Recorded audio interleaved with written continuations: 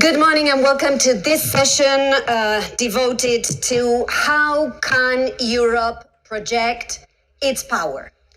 And we are going to be talking economic power, but inevitably economic power today is also geopolitical power.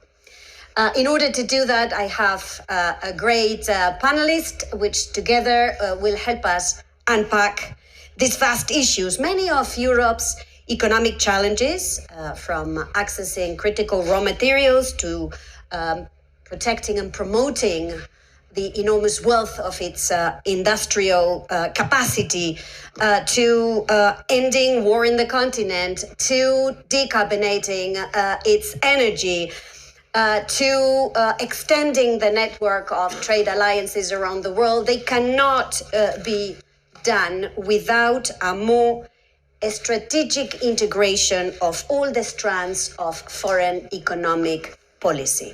So this is the conversation today. How do we integrate all these strands? Where are the pluses? Where are the risks? And how can Europe project this power that it has? We haven't heard a lot about this power in this week in Davos, but this power is there. So this is what we will try to unpack in this session. My name is Arancha Gonzalez. I'm the Dean of the Paris School of International Affairs in Sciences Po. Let me begin the conversation with Commissioner Maros Sefcovic. Maros, you've been in this job for over 15 years. You are the longest serving European Commissioner. You've seen the ups and the downs. You are now at the heart of this projection of Europe's foreign economic capacities, weaving together trade, economic security. Customs, very important, the back office of international trade. So, Maros, seen from where you are, what's the direction of travel from the European Union to expand its trade and investment power? Of course, we go through quite complicated period in the world, and I think we heard a lot of criticism about the Europe over the last couple of days, but at the same time we all know that there are many countries who would trade the place with us. So let's be not so downbeat about Europe. We are biggest trading bloc with the high social standards, with enormous power of our consumers, and with a huge potential in the skills and research and innovation. And of course we are also a unique entity where 27 member states are working together. As you said, there are the moments where we are more up, where we are a little bit down. What I would say it's very important to tell our audience, I would say this morning, that the European leaders got the message. We need to be much more competitive. We need to cut the red tape. And of course, we need to focus much more attention to the, I would say, economies of the future, to the technologies of the future, if we want to be carbon neutral, if we want to remain, I would say, very important actor on the international global scene. And I have to say that in my new role of Trade and Economic Security Commissioner since the 1st of December, what I have seen is this, I would say, unparalleled increase of the interest of our partners in striking free trade agreements. There is clearly the momentum with our partners who sees in Europe partner who is transparent, predictable, who respects the rule of law, who respects the agreement, and who wants to work on the mutual advantageous positions. We are not a partner who wants to extract and export. We want to come, invest, build, create the value added on the spot, and share the results of our common work. So what has happened since we started in this new mandate? We managed to conclude difficult negotiations with our Mercosur partners, Mexico, with the country we are currently in, Switzerland, and we are working very hard to advance negotiations with India, Malaysia. I just had the meeting with both trade ministers the last week. And I have, if you would see my diary here in Davos, so it's all GCC countries, many countries from Southeast Asia. And I see that this is kind of calling card.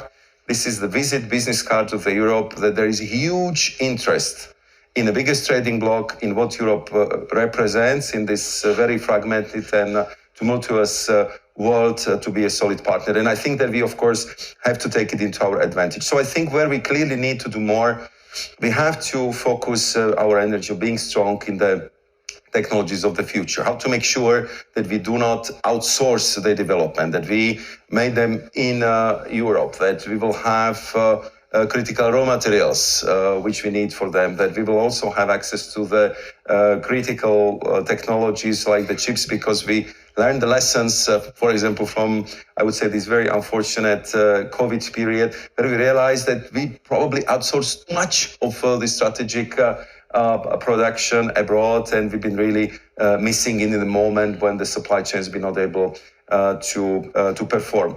And then, of course, we have to be very much focused how to fine-tune all our systems, from the education through the research and innovation, to be faster, not to have only startups, but the scale-ups, and we need to adjust our competition policy. And I think my new colleague, Teresa Rivera, is working just about that. And one point to close my introductory remarks, we are clearly now going through the period where I would say all traditional approaches to negotiations, to partnerships would be tested, and therefore I open every meeting with my colleagues, fellow ministers in the EU, and I end every single meeting with a clear call for European unity. When we are united, there is nothing we cannot do together, and we always arrive at best solutions if Europe is united. And that's the feeling what I get from all recent European Council. If you're talking about the future, strategic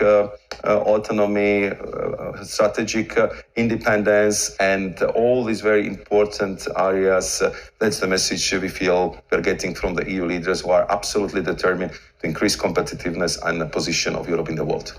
Thank you. So what we hear from you is strategic interdependence in Europe means two things: unity and alliances with other countries centered around trade and investment. Let me move now to the Prime Minister of the Republic of Armenia. Prime Minister, of course, Europe is more than the European Union, is wider. Is made of countries that want to become members of the European Union, like is the case of Armenia. Is made also of other countries that don't want to join the European Union, like Switzerland or Norway, but still want closer ties with the European Union, probably because they feel maybe outside is a bit cold. So you have recently tabled a bill to initiate the accession negotiations with the European Union. Tell us a little bit what this discussion means for a country like Armenia. Yeah, thank you very much. In reality, there was an initiative by the civil society, and they presented a draft law on the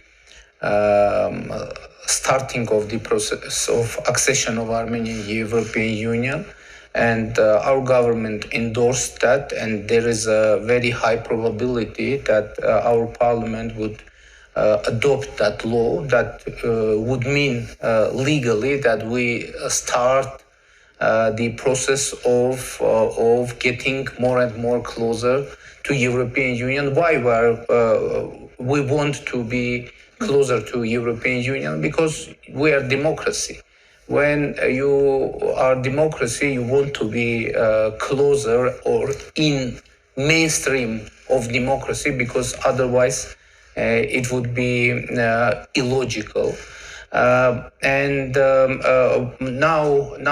we work very closely with European Union, and to be honest, during last years, the tremendous changes and improvements happened in our relations with European Union. For example, we just started the negotiations on visa liberalization agreement, which was in our agenda for long years, but we weren't able to start even the negotiations, and I hope that we will be able to end it and sign it as soon as possible. Now Armenia is included in the program of European Peace Facility, which is also very important.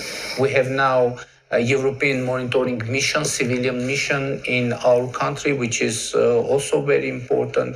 We are in the process of implementation of comprehensive and enhanced partnership agreement with the European Union, and we are working very closely. As far as economic ties are concerned, of course, we want to be closer to European Union economically as well. But from the other side, we don't want we want to be closer in terms of economy in our regional countries as well, because unfortunately, from beginning of our independence, we were kind of in economic isolation, because our borders with Turkey and Azerbaijan were and are closed. And so to make change, not only in our region, but globally, in terms of overcoming these supply chain shocks, we put on the table our proposal of our project of Crossroads of Peace, which I hope is familiar to you. And it is about the making our regional transportation communication more effective, and to create new transport communications, not only with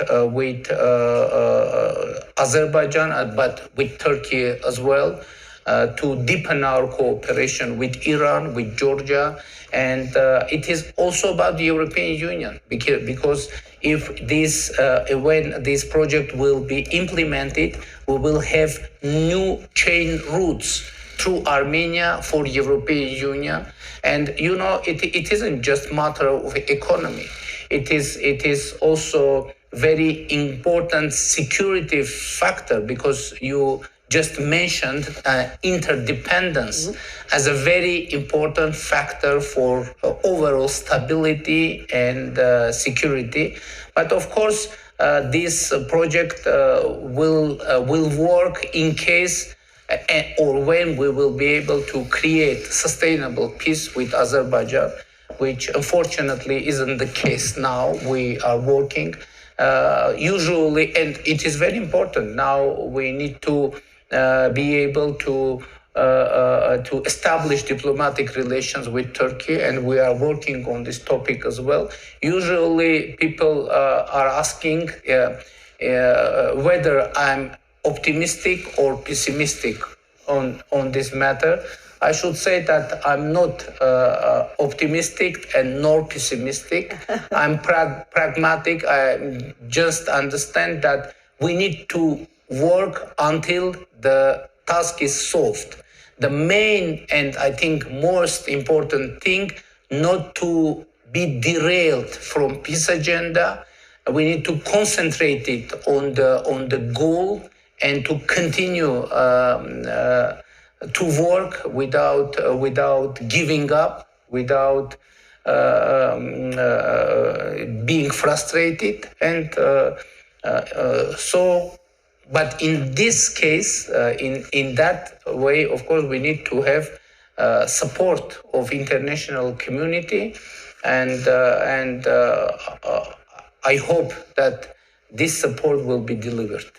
Thank you, Prime Minister. I mean, you reminded me of what my former boss in the European Commission, Jacques Delors, used to say. You don't have to choose between being an optimist or a pessimist.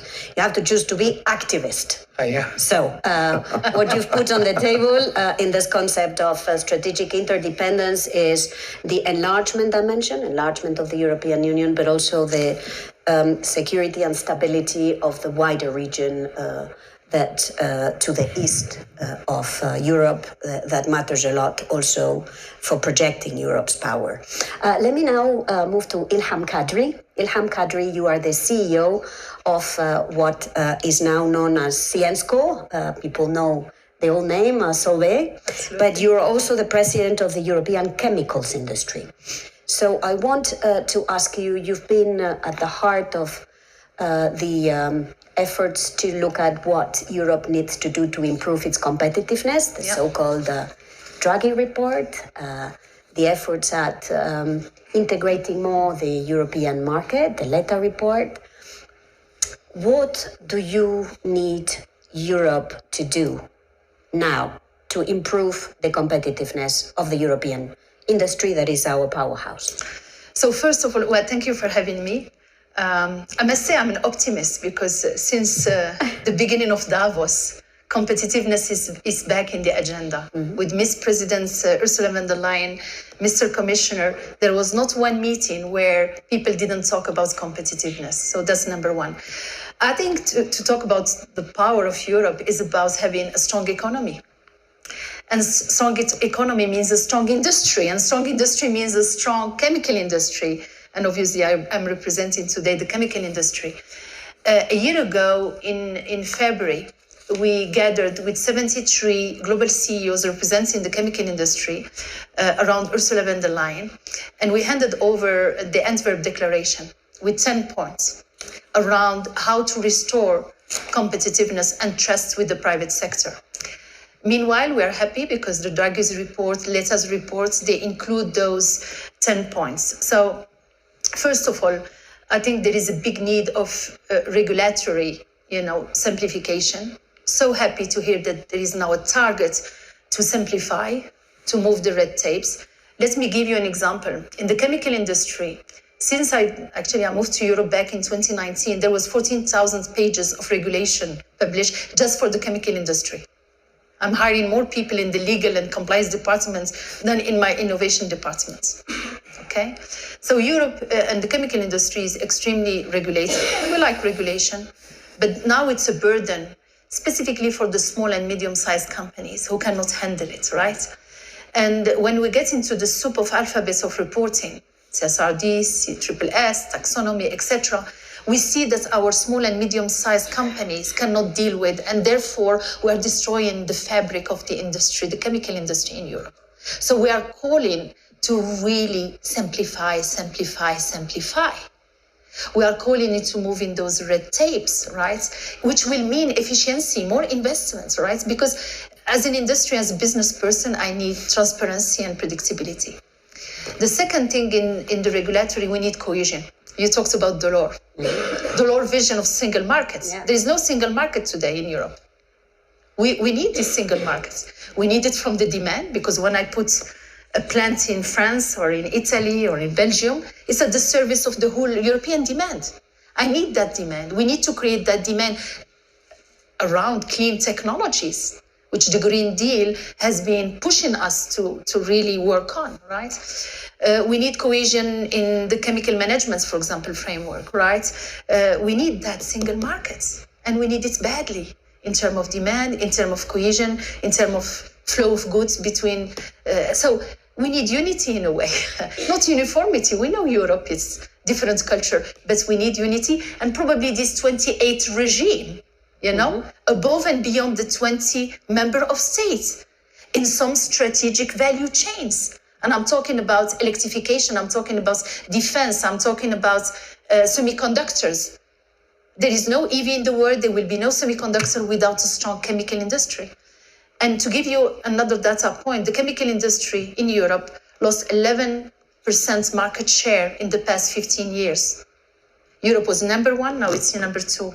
For China, who gained 9%, so it's number one, 44% of the production output is coming from China, and it will become 2/3 of the world production by 2030.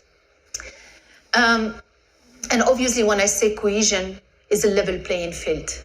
We like competition. I mean, I've been 30 years in the industry. Competition is good.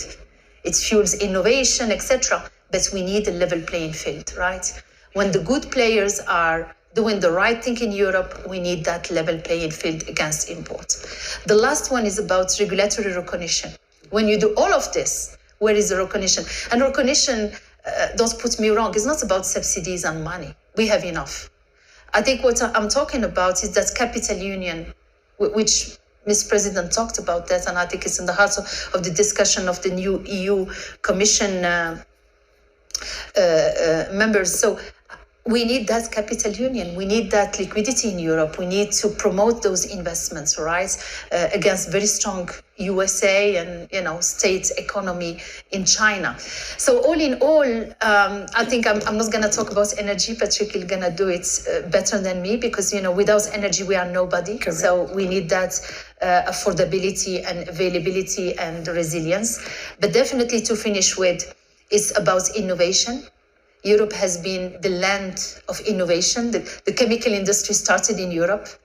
We have skills, we have talents, we have breakthrough innovation at the service of sustainability and carbon neutrality. So we need to promote them. We need demand, starting with public procurements. Because, when you talk about sustainable solution, we need premium pricing as well. So what it is, we need that support from the authorities. So we cannot do it alone. That's private-public partnership at the service of the industry in Europe is so critical. And I will finish with people. I think we cannot manage all of this without tackling inequalities. Remember what's happening in France, the yellow vest. I care about the end of the month, not the end of the world, right? So that inequality, taking care about people. And Europe is 450 million consumers. Europe is ingenuity, the best talents in our companies are in Europe, actually, right? So I think we need now to really focus on people and people and people as well. Thank you very much, Ilham. So European strategic interdependence means strengthening, from your point of view, the competitiveness of the European industry, with a host of suggestions that you've tabled and focusing more on people. Let me now move to Patrick Pouyanné, CEO of Total Energy. He's a global player, one of the major global players in the energy sector. A lot of what we've heard would not be possible without affordable, secure, reliable energy sources.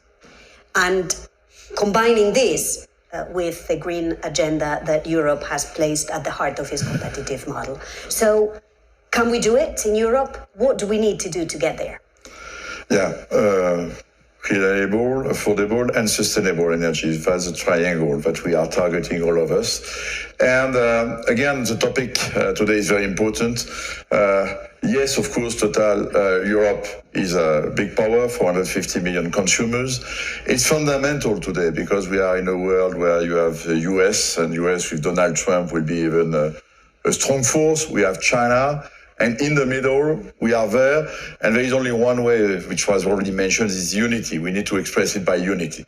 If we are together, which means that Europe is above our national interests, then we have a chance to find a way. And I strongly believe in the values of Europe. I think we have this legacy, and we are somewhere a lighthouse in the planet. We should not lose it. And this is the debate today, in fact, of do we combine or green agenda, or will to go further with other parts of the world, which are maybe going slower than us, but which are also more powerful somewhere.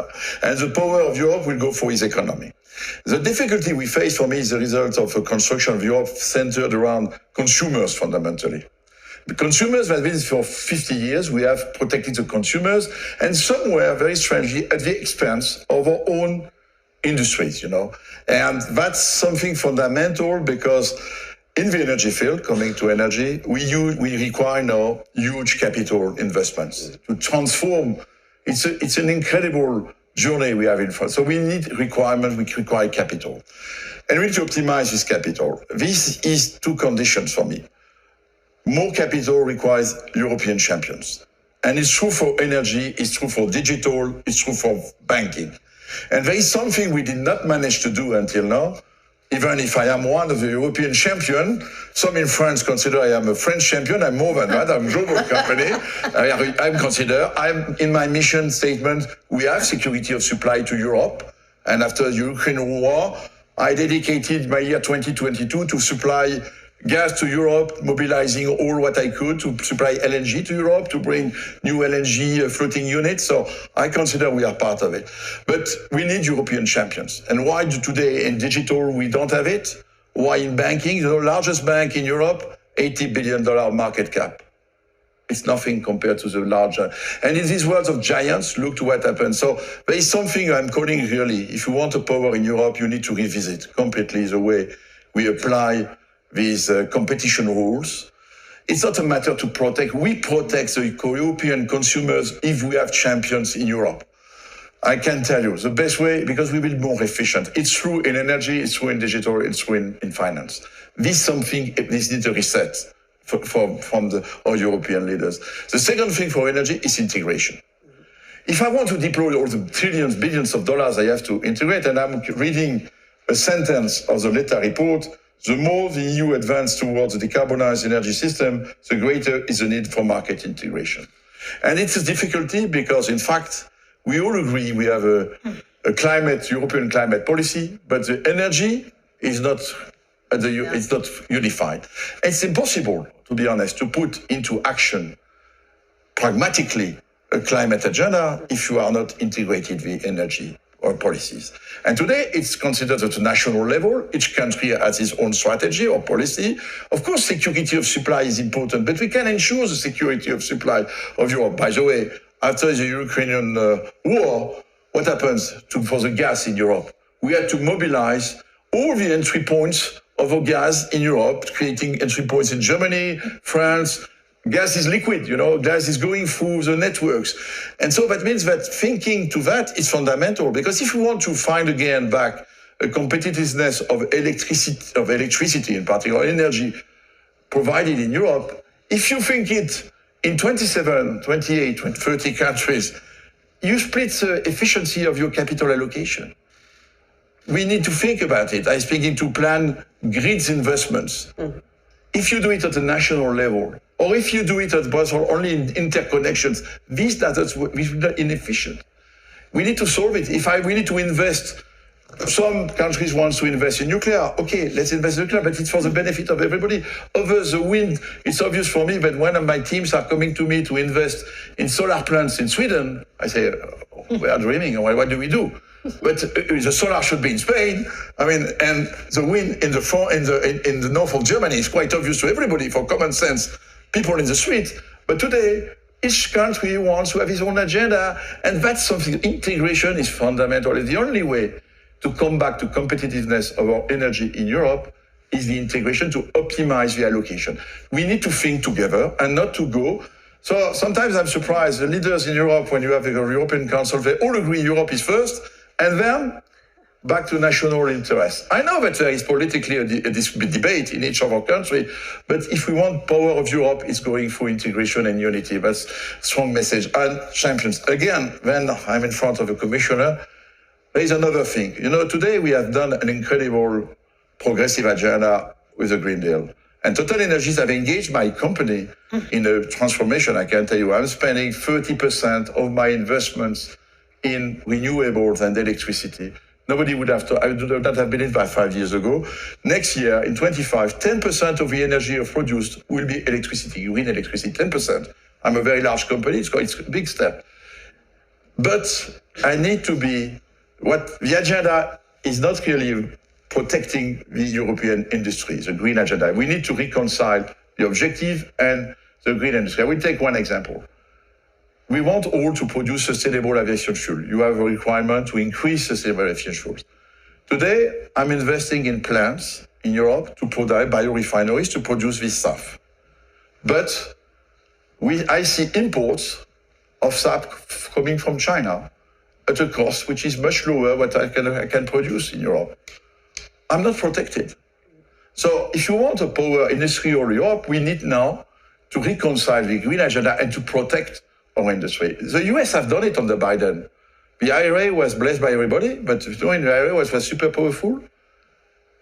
Solar panels, I'm a big investor in solar in the US. I'm obliged to use, if I want to have the IRA fiscal incentive, I'm obliged to take solar panels manufacturers in the US. They have reshored all their solar panels industry. In Europe, I was investing in solar panels 10 years ago. I lost everything completely open. So I think power in Europe means an industry in Europe. You cannot it's a huge opportunity that you are offering us with this Green Deal, but at least these products, if we want to, we should recognize that manufacturing all that in Europe because energy is a little more expensive. Wages and salaries are a little more expensive because we have a social model that we are proud of. We must find a way to protect it. And that means giving, for me, a preference to European products. How do we give a preference to European products? The US are doing, the Chinese are doing it. The Chinese, they have created this powerful green industry because they have a huge market, and during 10 years, we were in advance on us. So what I would like to see is really acting, not just pitch about it. Find a way, and then we have European companies who are able to, I can produce stuff in my biorefineries, but if suddenly I discover that you can import from green stuff from China, which I would like to be sure is the same standards, I cannot fight against it. And why do we import stuff from China? Just to circle it. Because the airline companies, aviation is still complaining that stuff are too expensive. And so again, because we give a preference to consumers. So the real debate, if you want powerful industry in Europe, is to arbitrate. Yes, consumers are important, but the jobs, the industries, and the purchasing power of consumer is coming from us. And so we cannot, so it's what I hope. I know that there will be a zero, I don't know how you call it, next communication of the process. I hope we will see that, but it's time to wake up together and to do it, and not just to speak. Thank you. That was clear. It was unity and scale through integration. These are two powerful messages. We have only 10 minutes left. So we are going to, I want to go very shortly around the table. And I want to start with you, Maros. The US has been mentioned, finally. Are you thinking of, or what would you need to change in the trade policy of the EU to face a more aggressive Trump administration? I think, of course, this would be, I would say, the topic definitely for this year, how to, I would say, set up this new relationship with the US. And first and foremost, we want to talk to our American partners. I think that we have to keep our cool here because I think the best negotiations are done in the room, not through the media. I think if I look at the overall figures, we had the chance to discuss it yesterday. It's true that we have surplus in trade in goods, but US has quite significant surplus in services. So if we take both, and I think in every trade conversations, both goods and services are always taken together. So we are talking about the trade deficit of around 50 billion euros. And if you compare it with the overall trade volume of 1.6 trillion euros, I think this is putting it to the perspective that we should be able to solve this problem very, very quickly. That would be, of course, my intention. And I think that we should also bear in mind the fact that we have huge interdependencies. I mean, there is 5 trillion of mutual investments, mutual assets. By the way, 2/3 of American assets in Europe. And every year, almost 300 billion euros is flowing from Europe, from our pension funds, from our savings accounts to invest in American companies. So this just proves that this is mutually very advantageous relationship. I call it artery of the global trade. So we should be very careful how we play with that, because the fact that this represents almost 40% of the GDP in trade, it just shows that what kind of shock effect it might have on the whole world. And therefore, we want to be very careful how to address these things. We will be ready to negotiate, and I believe that we will find the good solutions. But the answer of the European strength, and I agree with you, Arancha, with Patrick and with Ilham, that strength of Europe was traditional in our economy, in our industry. We've been very competitive, we've been good traders, and indeed, over the last year, we, I think, didn't factor in these transformational processes on the global scale. So we're always looking at the mergers and acquisition policies from the perspective of the size of European economy, and we somehow neglected a little bit the fact that if you are a big company, I mean, the world is much bigger market, and simply you have to be strong not only in Europe but also on the global market. And therefore, if you look at the number of the European companies in the top 100 from, let's say, 2010 and 2024, I mean, the numbers are much smaller now. And I think this is kind of reflected in the mood which we feel that we need to do better. So I think we need to negotiate fairly with US. We have to be very clear towards China that we will fight tooth and nail for our industry, that we will not allow photovoltaic story to happen again, where our innovation was just completely destroyed by the state-sponsored overcapacities of China, and that simply we cannot pay by the Chinese jobs by the sacrificing European jobs. And I think this has to be very, very well understood. It would not be easy to achieve, but I think this moment we are at the time where I think we will have to see the big rebalancings of the global economy, global trade, and we have to do our utmost that Europe will be one of the principal players in this debate. Thank you, Prime Minister. The moment we're living in is a geopolitical one where every player will want others to take sides. And you will be one of those that everyone will say, you know, you have to be with me, and if you're not with me, you're against me. And there is the US, and obviously there is China, and obviously in your neighborhood there are other players too. There is Russia, there is the Gulf countries, there is Europe. So how will you navigate this? You know, that's why we decided to adopt balanced and balancing foreign policy, which means that we will try to create a balance between our different relations with the European Union, in our relations with Russia, with our regional powers, very important, our relations with Iran. And I mentioned already, we're trying to establish diplomatic relations with Turkey. We're trying to reach to a peace deal with Azerbaijan. And of course, it isn't easy. But from the other side, I don't think it is impossible, because it could seem kind of strange, but really we are suspiciously transparent with all our international partners in our intentions. We are sharing with all partners what we are doing with other partners. What you mentioned our decision to get closer to European Union, but we are trying very intensively to share our position with Iran. We are trying to share very actively our position in Russia and with all our partners, because after all, Armenia is an independent country, and in these challenging times, of course, there are many challenges and many threats. But from the other side, it is a huge time of changes.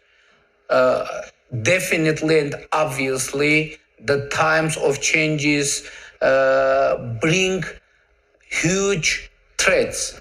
But from the other side, huge opportunities emerge, and we're trying to manage threats and to use opportunities. And that is, I think, only pragmatic way to go forward, but not forgetting about balances. Because to lose balance could bring very heavy consequences for security, for stability, not only in terms of a country, but in terms of region and in terms of global stability. Because when we say and we pose that task to be as interdependent as it's possible. But from the other side, in this situation, any instability in any region of world could start a chain process worldwide, even in the small countries, small regions, etc. And that's why I think to be balanced and to not to forget about this task, balancing in a daily basis, it is most important thing, I think. Thank you very much. We wish we had more time, but we've come to the end of this session. Let me take one takeaway from this discussion, and I'm going to be quoting Patrick Pouyanné. I hope he allows me to use his intellectual property. We've heard there is an EU brand of capitalism with values. And we want this EU brand of capitalism with values. But we need two things to make this be the model that others like. Reform it to make the European Union economically stronger and strengthen alliances with neighbors and beyond to build our own resilience. Thank you very much. Let me thank Prime Minister of Armenia, Nikol Pashinyan. Let me thank EU Commissioner Maros Sefcovic, Ilham Kadri, Patrick Pouyanné. It's been a pleasure. Thank you to all of those watching. Hope to see you soon.